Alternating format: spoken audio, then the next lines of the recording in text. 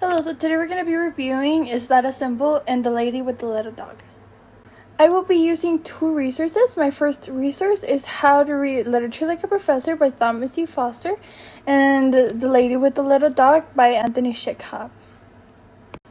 Like last time, the way we're going to be doing this is first we analyze the first part, which is How to Read Literature Like a Professor, analyzing symbolism, and then we're going to analyze the story of the Lady with the Little Dog and see what parts of symbolism have to do with Literature Like a Professor.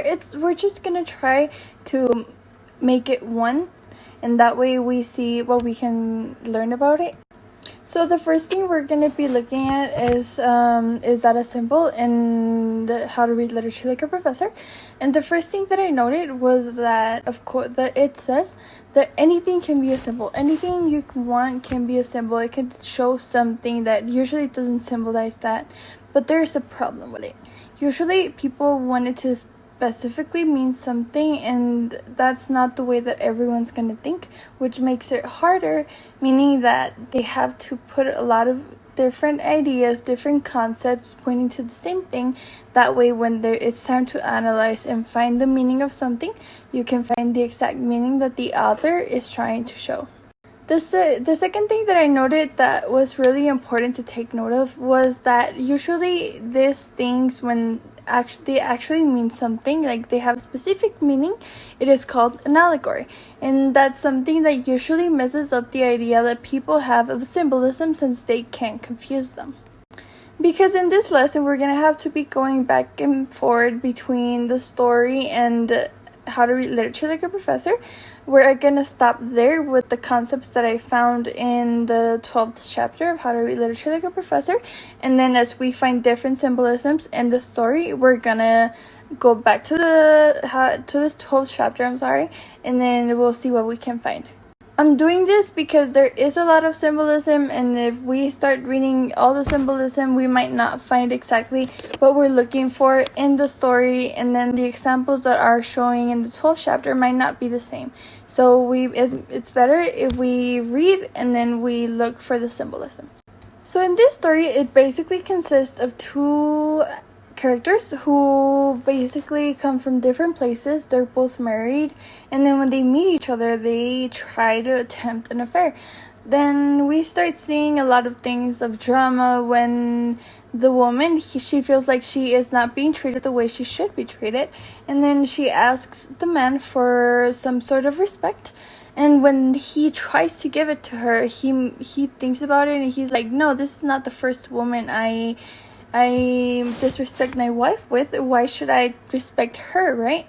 So when she leaves, he attempts to forget about her, but then he later realizes that he cannot do that because he has started to have feelings for her. And so does the lady.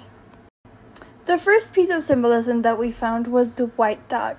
As we are reading through the story, we see that when it comes to having sexual relationships or things of that sort, they see it as impurity.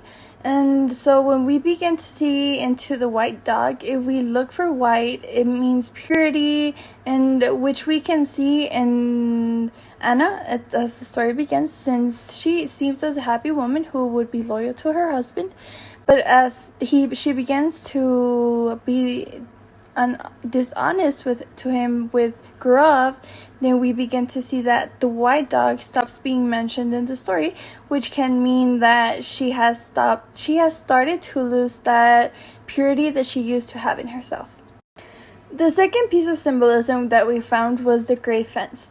This fence was really important because when Gurav went to find Anna to where she had moved now, he found that she lived in a house that had a gray fence, and it had pointy ends, right?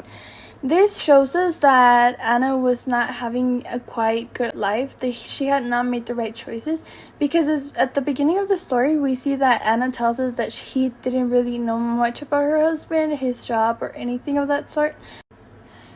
With Gurav, she knew many things about him. Even if she was not agreeing with the things that he was doing to his wife, she still knew him, and she knew the things that he did, the life that he had. So when this happened, she felt really bad, and when she was at home, we can see that she was trapped inside a place that she didn't want to be at. these pointy ends show that it was a bad place, and the idea that it was a closed gate, it shows that she felt trapped in her own life. The third piece of symbolism that we have encountered was the geisha. This was a play that Gurav went to find Anna at, and when he did, that's when they began agreeing, that they should come back together. That way they could be happy, both of them, in their one life. This is very important because as we analyze what this play is truly about, we see that this is a way of showing us what Gurav's view is on women. At the beginning of the story, we begin to see that he is not happy with his life. Instead, he thinks that his woman is just like any other lady and that she is repulsive. And as the story goes in the play, we see that the characters in the play, they show this distinction towards women and how a man will always find a place to, there will always be a point in which the man will disagree with the woman.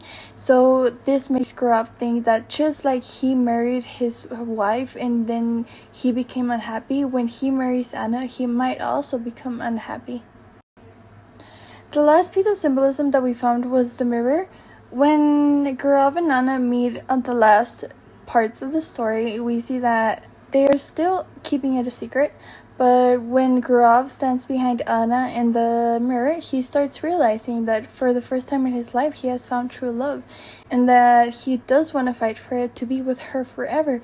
And this gets us really a nice feeling of thinking that he will get away from his wife. And yes, it is something repulsive we should not think about, but as we're reading the story, we really do want them to be together, right? So when we start seeing this, it's kind of like a way that we see that the point of the story is that they are trying to find true love.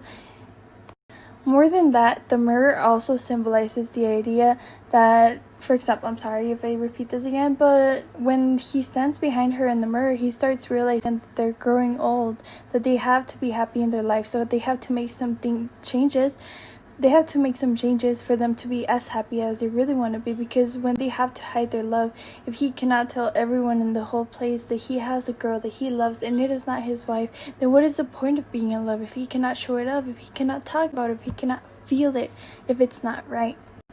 That will be our conclusion of the video. Thank you for listening, and hope to see you next time. Then just remember that you really have to think about that when you're writing and you're trying to show symbolism. You have to think twice of the way that other people are going to think about it, because they're not always going to understand the things that you want them to understand. Bye!